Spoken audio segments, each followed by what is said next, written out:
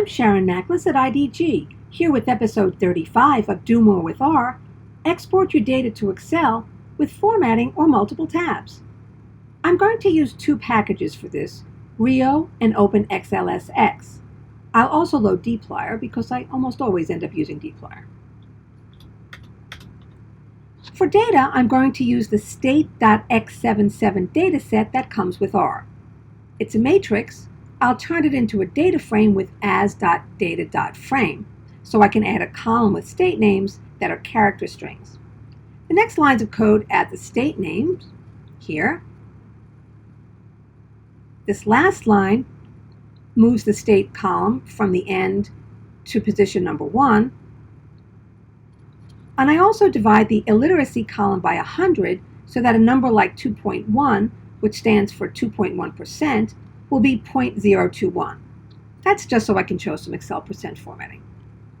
So let me run that, and we can see what the data frame looks like here. If you only want to send your data to a single Excel sheet without formatting, Rio makes it incredibly easy. It's just export, name of your data frame, and name of a file, which can be anything as long as it ends in .xlsx. Rio Export can create a lot of other file types also, by the way, if you change the file name extension to something like .csv or .json. But let's export to Excel.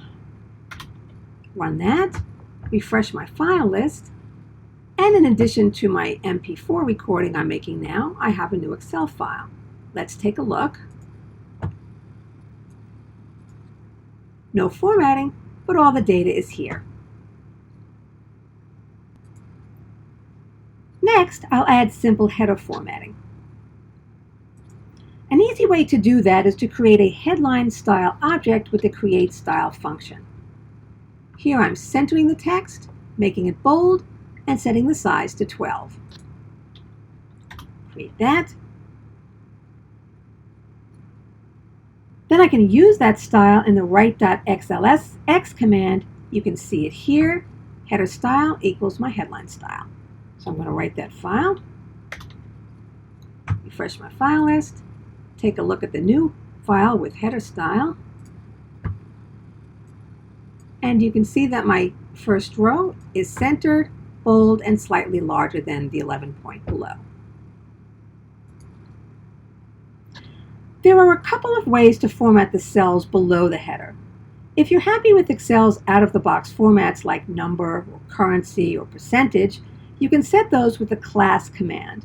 In this third line, I set the class of the illiteracy column to percentage. Run that.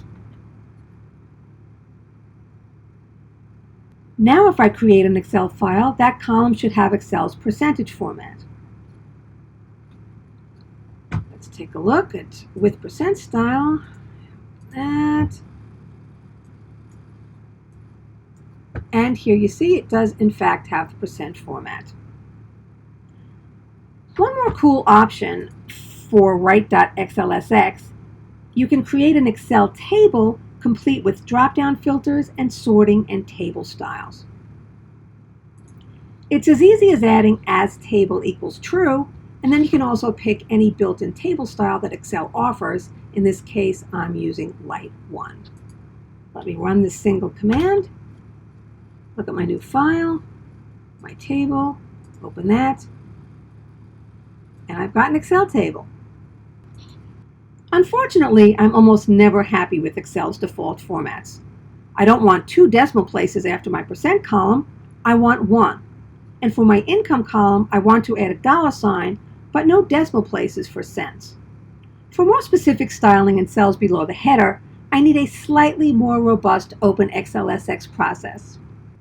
Each step is simple, but there's just a bit more to it than a single write command. Create a workbook object, add a worksheet to that workbook object, write data to the worksheet, create and add styling, and then save. So let's take a look at code for that. First, you create the workbook object with create workbook and save it to a variable. Next, add a worksheet with add worksheet to that workbook object you just created.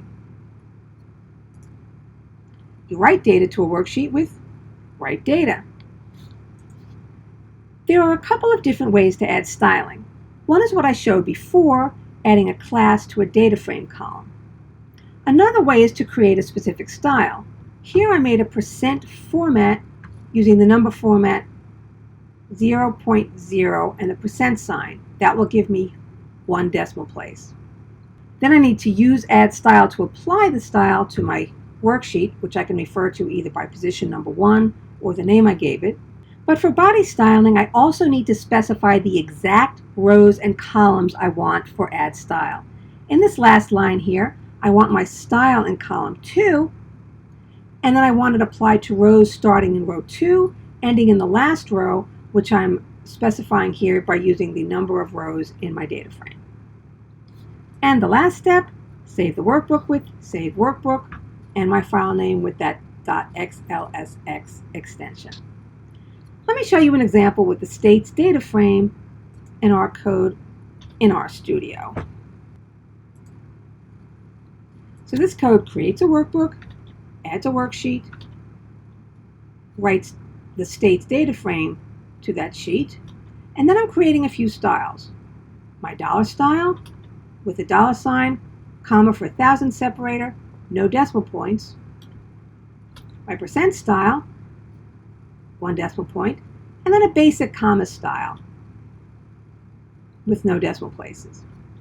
Then I'm adding the dollar style to column 3, rows 2 to the end, percent style, column 4, and then my basic comma style to columns 2 and columns 9.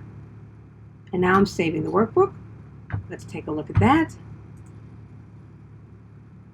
My granular styling.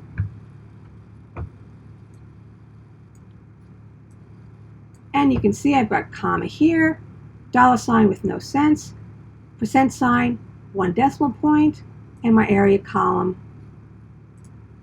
has a comma and no decimal points as well.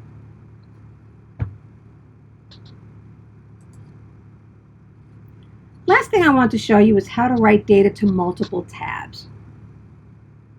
Here I'm going to create 4 new data frames, one for each region: Northeast, West, South, and North Central.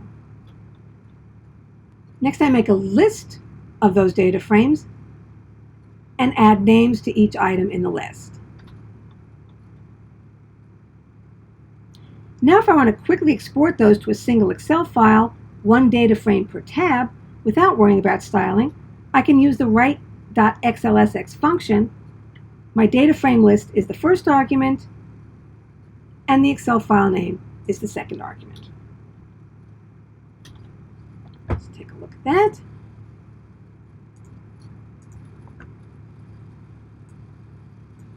And there we have it.